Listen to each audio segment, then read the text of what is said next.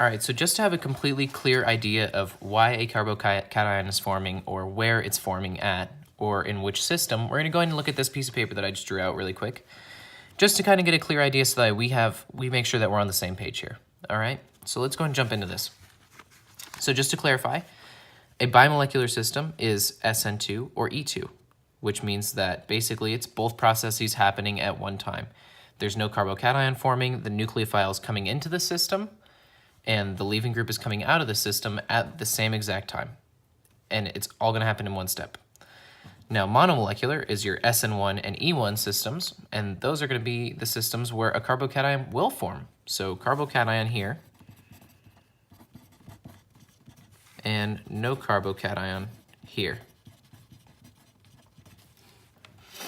And then we're going to go ahead and get more into that right here. So we're going to go ahead and come up here to SN1.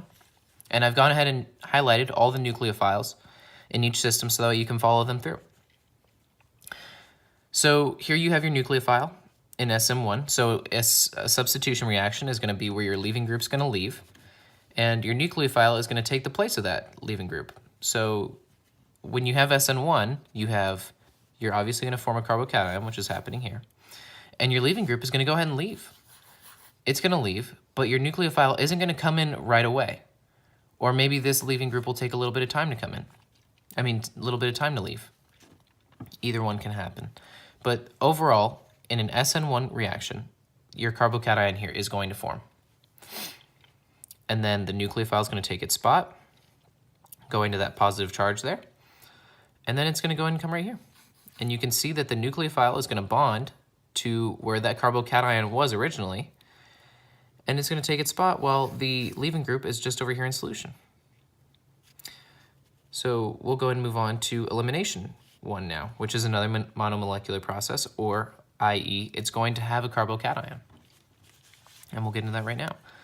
So you have your nucleophile here, and you're starting off into the same spot. Now, the difference between an SN reaction, or substitution, and an elimination is that nucleophile, instead of attacking this spot over here where this carbocation is going to form, it's actually going to attack this hydrogen.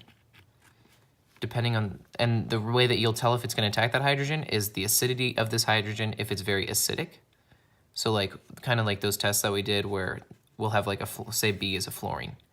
Then your electronegativity is going to be, or your electrodensity is going to be heading towards that fluorine or that B, making this bond very weak.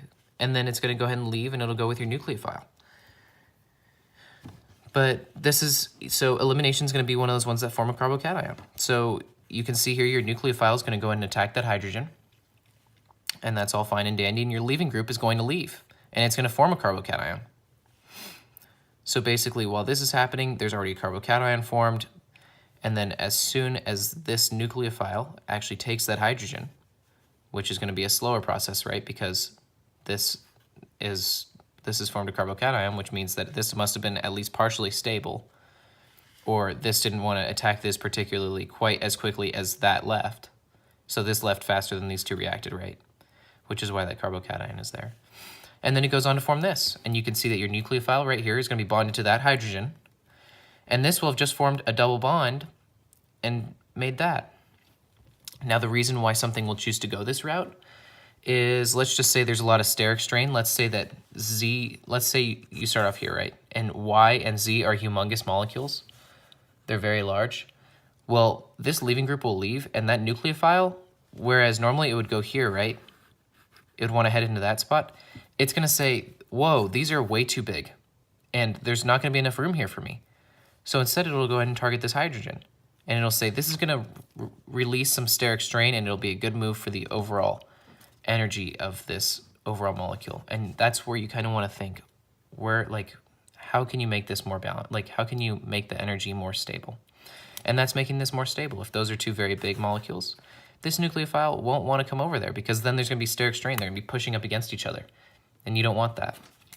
So it goes in and chooses this hydrogen, and then that carbocation forms, and then you have down here, and you have your leaving group in solution, and then your nucleophile has bonded with hydrogen.